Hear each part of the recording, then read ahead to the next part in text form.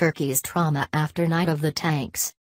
Sabri Unal bears the scars of Turkey's failed coup, quite literally.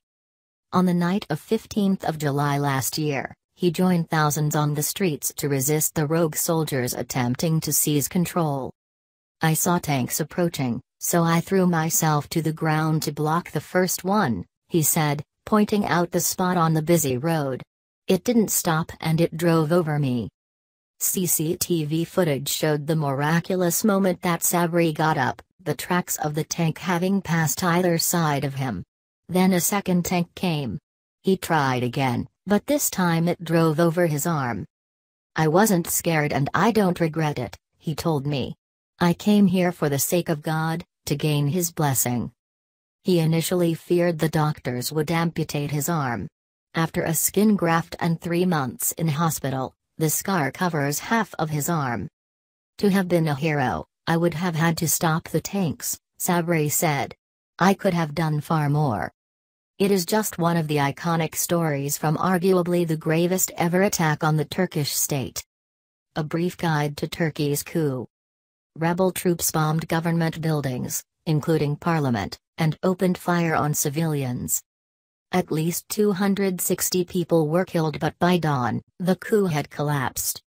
A year on, the aftermath still convulses Turkey. More than 50,000 people have been arrested and about 150,000 dismissed or suspended, accused of links to the alleged mastermind, the US-based cleric Fethullah Gulen, who denies any involvement. His followers indeed worked in every corner of society, business, academia, the civil service and the media, but the government has been widely criticized for seizing the opportunity to crush all opponents, not just the plotters. President Erdogan called the coup attempt a gift from God. Inside Erdogan's Turkey. Rights groups outraged by Turkey arrests. Turkey protesters stage long march against Erdogan. "There is a commission to look at all the cases of those separated from the state," Deputy Prime Minister Mehmet Simsk told me. "If there have been mistakes, the commission continues to rectify it. We have already reinstated thousands of civil servants." He insisted that the government was acting lawfully in its response to the attempted putsch. "We are actually saving Turkey's democracy, rule of law and future from a power-hungry criminal network," he said, referring to the Gulen movement. Nobody questioned the US after 9/11. The United Kingdom has suffered acts of terror and there's been a response to that. I put it to him that no Western government facing terror attacks has arbitrarily dismissed tens of thousands of people without charge and imprisoned 150 journalists. "Why don't you give Turkey the benefit of the doubt?" he asked. "Turkey deserves some empathy, it has been through a lot. You will ultimately see that democracy and the judiciary are working here." Where are they now? Some caught up in the purge have simply disappeared. At home in Ankara, Emin Osman broke down as she told me of her husband, Mustafa, who taught at a Gulen-linked university. On his way home in May, eyewitnesses say he was bundled into a car by masked men. He hasn't been since and the police have offered no information. Several other families have also reported similar kidnappings. Purged, the officers who cannot go home to Turkey. The Turkish teachers on hunger strike. Open, police. The day a Turkish writer's life changed.